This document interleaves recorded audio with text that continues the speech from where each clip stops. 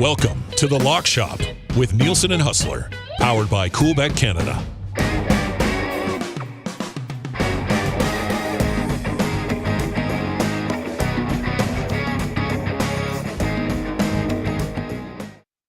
What is going on, Lock Shoppers? Dusty and Huss back with you once again on the Nielsen Media Coolbet Network, brought to you by our great partners at Coolbet, where if you want to bet on the NHL draft first round tonight, you can go do that right now at coolbet.com. We'll discuss that a little bit. Obviously, Rocket Mortgage Classic coming up. Pat Gregoire is going to pop by to dive into that as well. But Huss got the Dubois trade yesterday. How are things going for WST in Nashville, man? Well, listen, it was a great day yesterday. We had our biggest show. I think at one point we had over 1,100 live. What? Nice. Yeah. Good work, buddy. But at the same time, you know, it's bittersweet. I mean, we can't use our Dubois drama logo anymore. Luc Dubois, who was the gift that kept on giving to us with content nonstop for the last a year and a half, is now gone. That being said, interested in your thoughts on it. I mean, considering the situation the Jets were in. Yeah, buddy. I thought Kevin Cheveldayoff did a hell of a job. And I'll say this, you know, getting Velarde and Iafallo and Campari was great. Considering that for the last 2 years, we in Winnipeg have been told that the Jets have no leverage and he's going to Montreal, so take their garbage offer or he's just going to go there for free in a year. The fact that Cheveldayoff somehow was able to get Montreal's second-round pick next year was c'est magnifique. I thought it was. I mean, if you just look at production value, I mean, I thought, considering the situation they were in, dude, I thought he cleaned up. I thought that was great. I mean, you're right. Everybody kind of knew. Well, if he gets the free agency, he's gone. Hey, well, you managed to pull off a guy who, if he could stay healthy in Velarde, he can be an impact player, I think, for the team. Like watching the Kings in the playoffs this year against the Oilers, and I don't know how much you would have been paying attention to that series. It was a great series. A lot of people were watching it, but Iafallo and Velarde are the real deal, man. Like those two guys can play. Kupari's always been a little bit of a hype prospect, but with more opportunity. And then the pick, like I can't believe what they got. I mean, I guess maybe that's the threat of the Kings. Like you're looking at the Jets situation, but the Kings are in a situation where they're like, well, if Dubois gets to free agency, man, maybe we won't have a crack at him eventually, right? So go get him now. And you know, the Kings have other prospects that have kind of been a little bit of a logjam there. So I get why they might be willing to do what we view as an overpay, but still, I mean, I think it's a great deal for the Winnipeg Jets, buddy. Yeah, I mean, hey, and it's just the first of many, but I mean, I'll say this about Chevy, and I mean, he has his critics, but there's few guys I'd want to be in charge of making a deal when he's been backed into a corner, and he's done this over and over again. I mean, the return for Jacob Trouba was, I consider, they literally only had one team that they would sign an extension with, and you know, they got the Pionk and the pick that turned into Ville Heinola. You know, the work that he did on the Andrew Kopp trade last year with getting Morgan Barron and a conditional pick that turned into a first rounder that was Brad Lambert. And now this one. It'll be very interesting, and we'll talk about this coming up at 1:00 Central on Winnipeg Sports Talk, what this means now going into a potential Hellebuck deal or Scheifele, although there certainly hasn't been as much noise around those two this week here in Nashville as there has been about Dubois. So it's going to be an interesting day all around. We've already seen a trade with Colt. And the other thing is Montreal basically knew they were holding out, and then when that didn't happen, boom, they made the new hook deal, and 31 and 37 are out. 37's already on the move. I was sitting at a bar last night with a few of the Avs scouts, and they were just so excited after that trade because, of course, last year all they had was a 6th rounder and a 7th. We have picks. We have picks now. So, yeah, that's outstanding stuff. Yeah, the Toffoli trade yesterday, new hook. I mean, there's a lot of stuff going on. I mean, it's how it always is at the NHL draft, right? Just quickly on draft props, we're going to bring Pat here and talk some golf, probably some draft as well. I'm interested to see like what type of buzz drafts do on a betting landscape. So we'll get to that in a sec. But any latest on Michkov, or are you hearing anything on that top end of the draft? Or well, it's funny. Michkov was the one guy that I did talk about to a number of scouts and a few people that are pretty tied in. And I think having him here and interviewing with the teams, I think increases the chances of him going a little bit higher. As I said yesterday on the program, I'm going to do a little sprinkle on him going 4th overall to the San Jose Sharks. That's not a team that anyone is really talking about right now. There is some interest as to, a lot of people think that the Habs really like Ryan Leonard.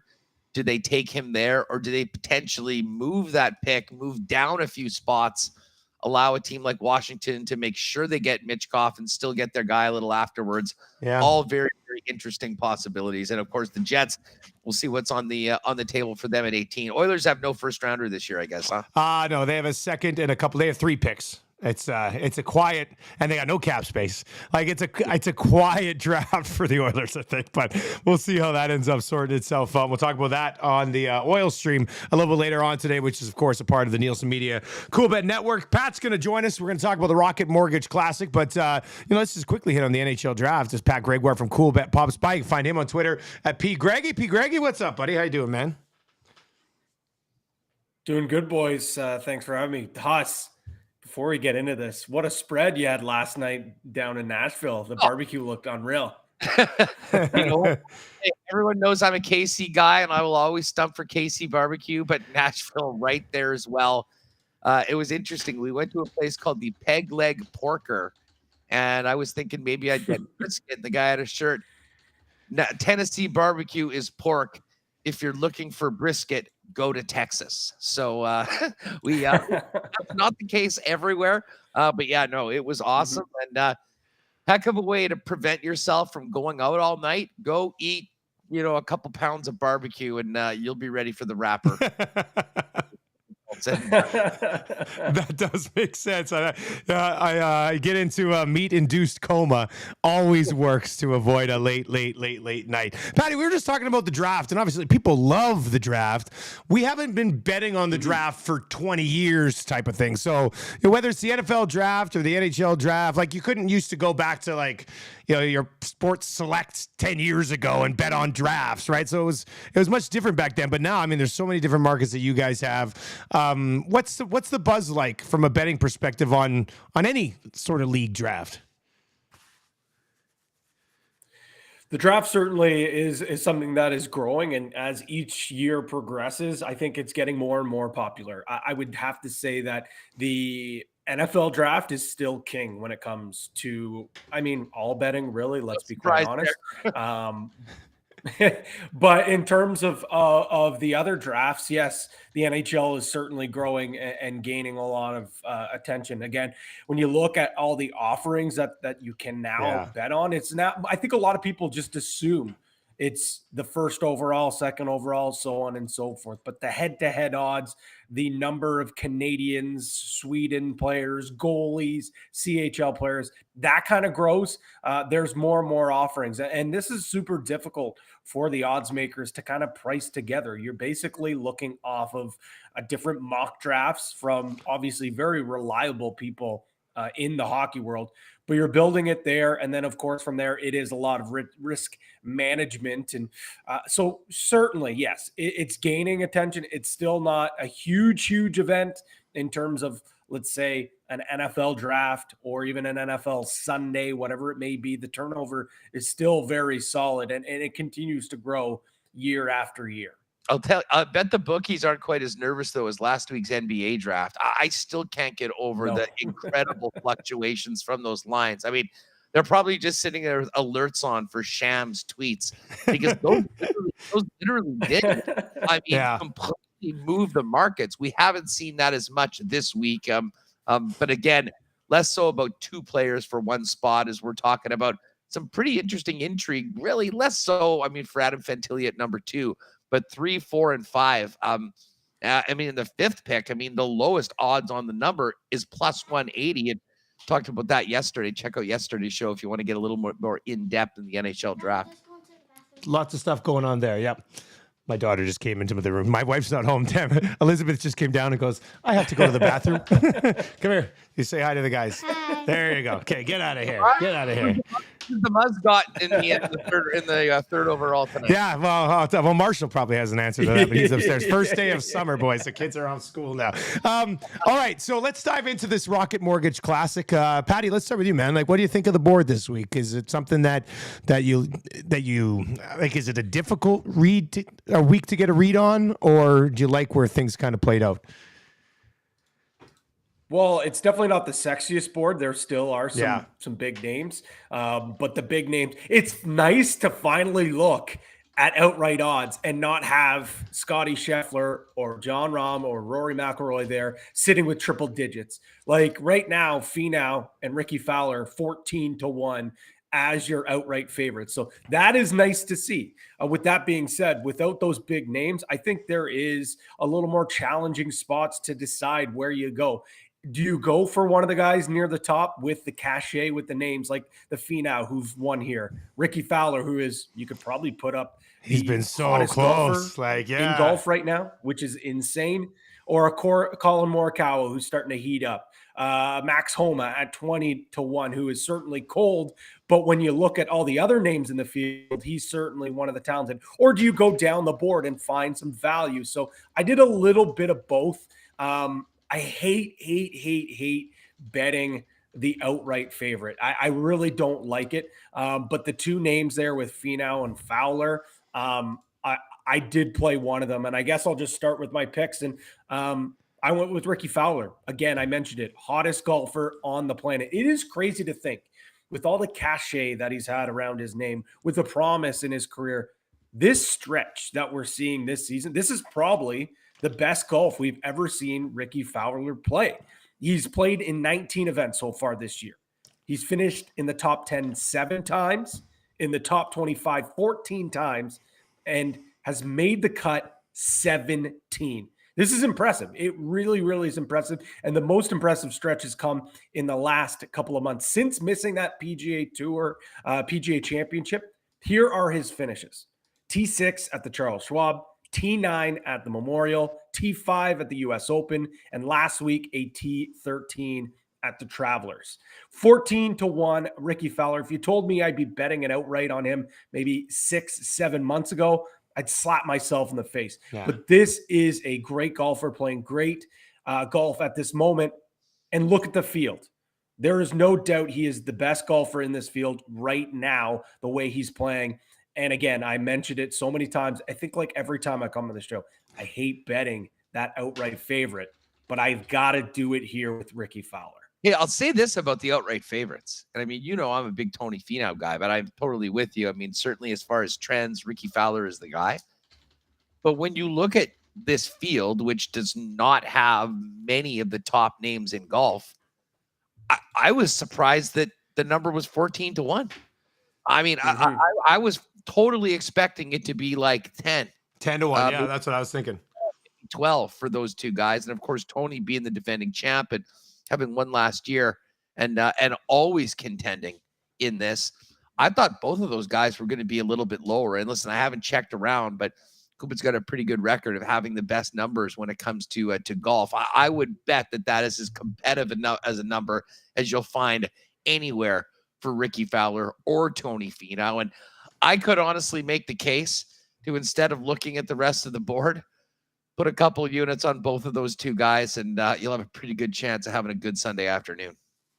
I like that strategy, Huss. And I will say very quickly here, Patty, I almost got done in by first round leader again 2 weeks in a row. Like, I don't know if it's the way my browser's set up. I clicked on it and I saw the number on Ricky and I was like, man, he is playing well right now. I love this. And I was like, wait a second, not this week. And I clicked and found the full outrights, but I'm on Ricky too. I mean, just to spoil my picks a little bit later on, I'm with you, Pat, on Ricky. Just the one thing I will add here on Fowler that I kind of laid out here, since January, I think like 28th or something like that, he missed the cut of the PGA Championship and has finished outside the top 20 one other time.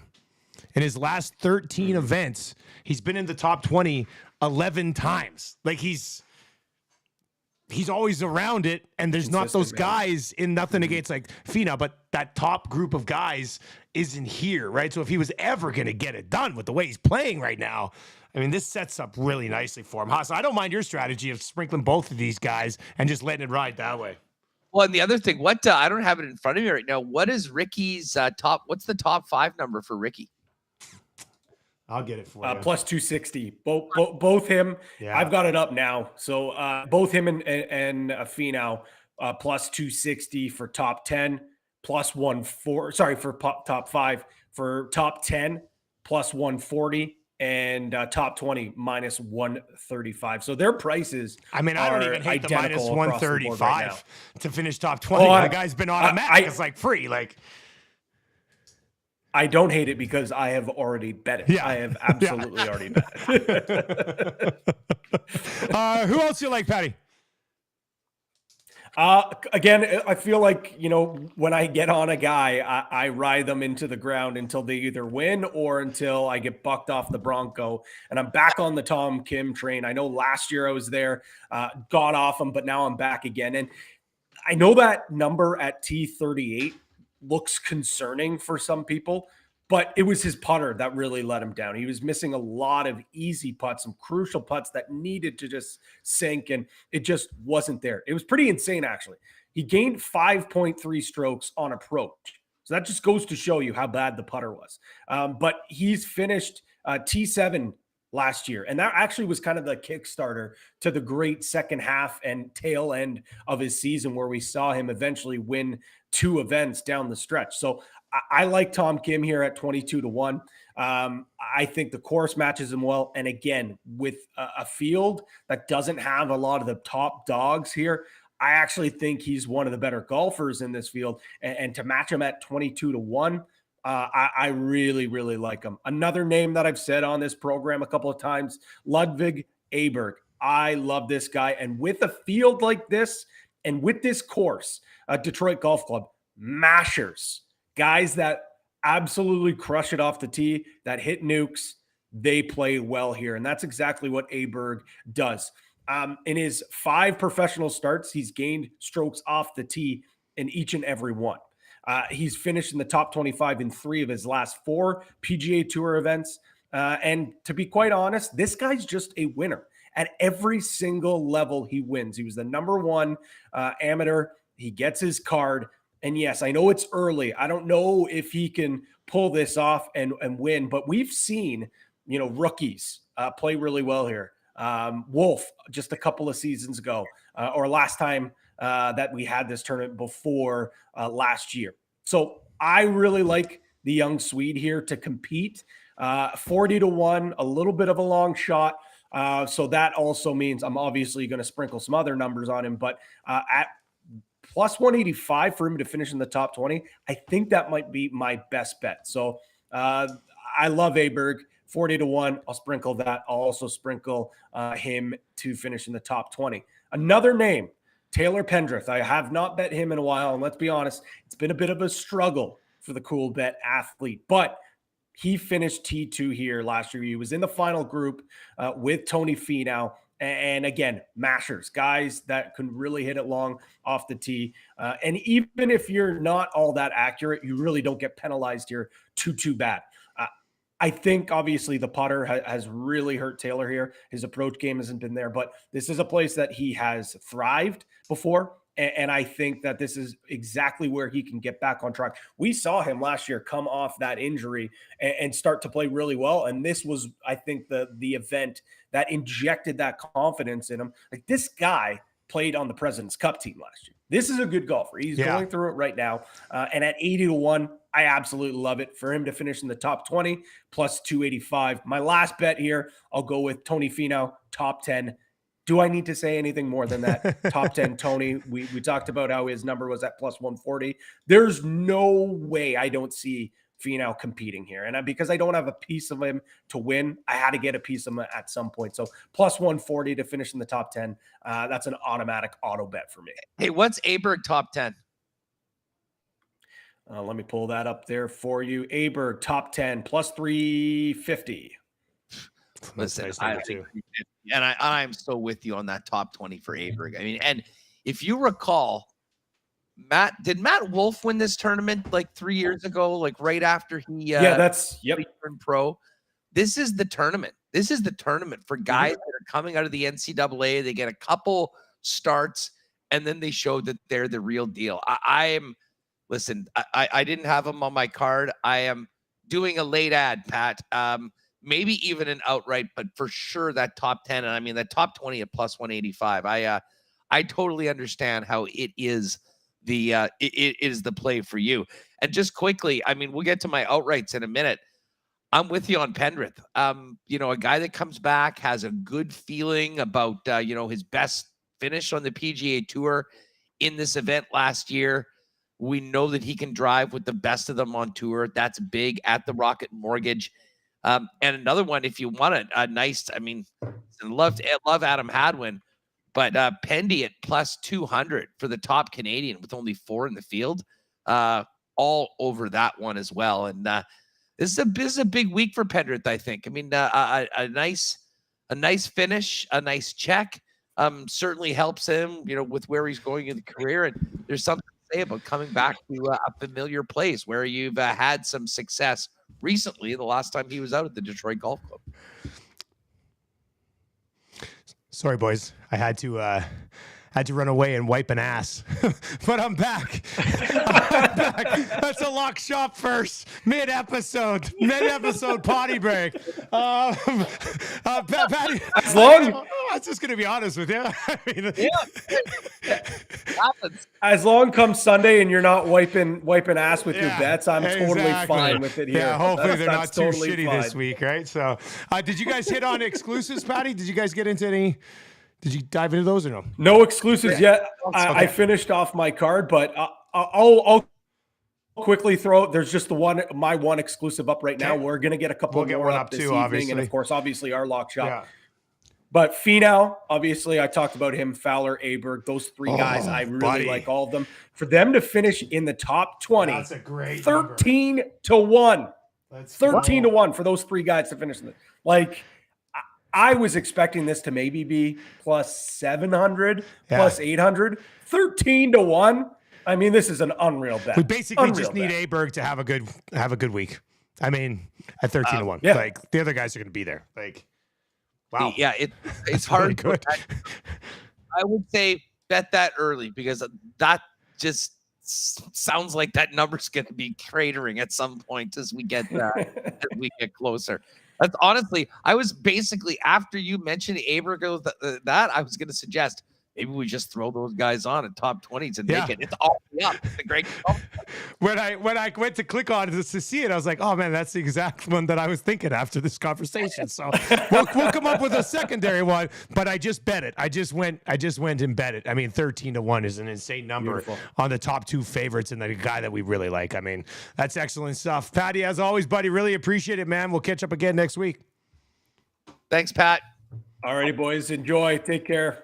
There you go. That's Pat Gregoire. Find him on Twitter at @PGreggy. That brings us to the rest of our picks. I already mentioned Fowler. I'm going to ride with him on Fowler here at 14 to 1. Huss. I'm also going to get on Hideki at 20 to 1. Once again, one of these events where the biggest of boys aren't there, and I think Matsuyama can emerge from the field in these types of fields. He's got 2 top 25s at this course in the past, and he's been pretty good, actually. He's cashed in all 9 starts at this event, and since sitting out a month post Masters, he's actually been pretty darn consistent once again, and actually has shown some of those flashes of that brilliance that Hideki has used to win events in the past. So I like Matsuyama at 20 to 1, and then I'm going to get on one of the best rookies I think on the tour in Austin Eckroat at 50 to 1. Here's his last couple of months. 7 for 7 with a T2, a T10, and a T24. First part of the season, missed the cut.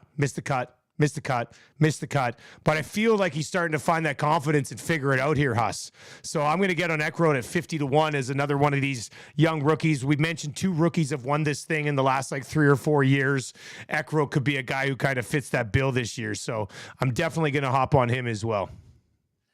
Dusty, I have these outrights that are set, but I almost want to call an audible, erase all of these, and put all of my units on the Greggy Golf.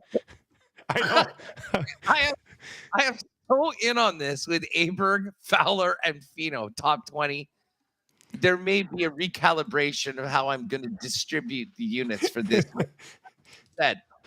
Listen, I thought long and hard, and I mentioned, you know what, one strategy would just be going 14-1. I think there's great value on Ricky and Tony. Let's just hit those guys and see what happens. Essentially, 7-1 bet on one of those two guys winning. I can totally live with that. However, I did go down a little bit, and Pat kind of laid it out. Tom Kim has been one of our guys from the get-go. This seems to be a perfect spot for him to kind of rise to the top and sneak in with a victory. I certainly think that he'll be in the mix. Love him at 22-1. And another guy that I think that if things were maybe a little different as of late, we'd get the number would be lower, is Sungjae Im. Yeah, I thought he would have been in that compared to where we see Fowler. I thought he'd probably be where Matsuyama is, or 18-1 or something like that, right? Yeah, somewhere in between Morikawa and Hideki. Listen, he can pound it. He's got a great complete game. This is the sort of tournament. I mean, obviously he was great at the Honda in the past. I would not at all be surprised if Sungjae's there, and he's a guy that can win, although hasn't done it so far this season. So I looked at those 22-1s for Tom Kim and Sungjae Im and said, what the heck? I'm not going to decide between the two. I'm going to hit them both. And then 45-1, the lethal lefty, Brian Harman. Listen, I almost owe it for Harman to back him again this week, because he came through plus 550 on the top 10 last week, hit that from the lock shop, and really regretting not even sprinkling on the top 5, because of course he was T2. He's red hot right now. And, he's not probably as long as some of the other guys, and maybe that plays into it. When your irons are dialed in the way Brian Harman's is, and you're hitting putts the way he is right now, he's absolutely a threat. He was T2 last week and only didn't get Keegan Bradley, who just absolutely was lights out in a bit of a coming tournament. So 45-1 for Brian Harman. I'm going to jump on him. 22-1 on both, but my big bet is going to be the Gregoire Golf Special with Fowler, Tony Finau, and Aberg in the top 20. And as I mentioned, I've also got Coolbet Zone Canada's Taylor Pendrith at plus 200 for the top Canadian this week. I think I've already gone the max on the Gregoire Golf Special. So let's see how that one plays out. What else can we put together here, Huss? Like, I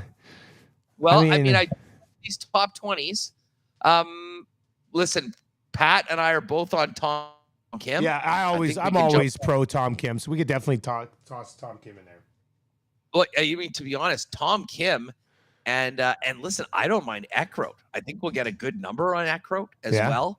And he has been, and again, I love the younger guys in this tournament. I think history has shown that they can show up and they can really compete. So if we want to put Tom Kim and Eckroat, and then maybe add one of Pat's guys. I mean, listen, we could put Aberg on it as well. I mean, I really think that's an awesome pick. I mean, it does sort of have, if he doesn't have a good week, it sinks 2 of them. But to be honest, with the value, and Pat has said that might be his number 1 pick. Yeah, no, that's true. That's not bad. But what about Harman? I mean, I like Harman. He played extremely well last week, right? Like, he could follow that up with this field into a top 20 for sure, I think. Yeah, the only thing about Harman that maybe if it was between the two, I would lean Aberg for a top 20 is just like, I mean, the length. This guy absolutely smashes the ball. But at the same time, I mean, I think we maybe we'll leave it to Pat. He can put that together, with his part of the partner parlay. We'll have Kim, we'll have Eckroat, and as I say, I think Aberg probably is the play with the value. I mean, let's just think about it. If it's 13-1 we're gonna have a huge number here. Yeah, it's gonna be with Tom Kim and Eckroat. Well, I think Aberg. I don't think he's going to be against Aberg. So let's do that. Let's make it Eckroat, Aberg, and Tom Kim. I think. And Tom Kim. Does the Muzz have any insight on? Old Poopy Pants is back here. Lizzie, do you think we should go with Sungjae Im or like Brian Harman or who's the other guy? Aberg. Aberg or Harman? Who do you think? Second. The second guy? We'll go Armin. with Aberg. Don't worry about it. Yeah, no. Is it the second? No.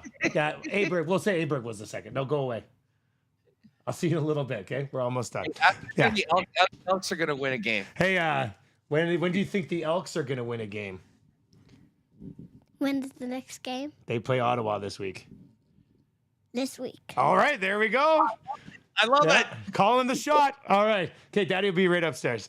All right. So you know what? We'll go Aberg, Eckroat, and Tom Kim, and that number's got to be that number's got to be pretty juicy, I would think. So I'll text Patty in case he's not watching. I will have another lock shot play of the day today as well. Went with the Yankees minus 130 over the A's yesterday, and the A's beat them 2-1. So that was a tough pill to swallow, man. Done by Oakland again. 2 of my plays of the day this year have been Oakland, and they've beat me, which is extremely frustrating. I might go draft prop for tonight, though. That would just make sense. So yeah, definitely. I think shine a little light on the draft this evening. And by the way, did you see Ohtani last night? Oh, buddy, this guy is. I got one of his rookie cards sitting up behind me here on the thing. And every time he does that, I'm like, ooh, perfect. Who's the fool now for buying Ohtani rookie cards, you know? But he's like nothing we've ever seen, Huss. He's the unicorn. He's the unicorn of our lifetime. He's amazing. He's amazing. I don't think I ever wanted to pay to go watch a baseball player play baseball. Like, I love baseball. I love going to the park. I love sitting there. I love watching the game. But I'd pay to just watch that dude operate, you know? Like, man, phenomenal stuff. Great stuff. All right, buddy, what's coming up on Winnipeg Sports Talk today? Well, we've got a busy one. We'll get going live at 1 o'clock at YouTube, kind of break down the Kings-Jets blockbuster from yesterday. We've got a couple more guests coming in. Ryan Kennedy's going to tee up the draft. If you're thinking about who you should let sprinkle on with Cool Bet, join us for one of the great hockey experts from the Hockey News. Kennedy's great, man. Yeah. Right. Ride some of his picks. He joined us earlier, so we'll have that. And then we got to rip over to the arena just down the street, talk to Kevin Cheveldayoff at 4, and then start seeing these young men and where they're going to start their NHL careers beginning at 6 o'clock. So it'll be busy. We'll have extra content on our YouTube channel. So go over and check out at Sports Talk WPG and all our social channels for more from Nashville. And fingers crossed, I'll be able to join you tomorrow, literally while the draft is going on from the draft floor. As long as that works out, we'll talk to you then. And if not, I'll have to fire you over some CFL picks for the weekend. Yeah, no matter what, I'll make sure we'll get some sort of CFL episode up for week 4. 3 games for the Canada Day long weekend. Huss, enjoy the draft, buddy. Hopefully we'll talk to you tomorrow. Right on, Dusty. Thanks.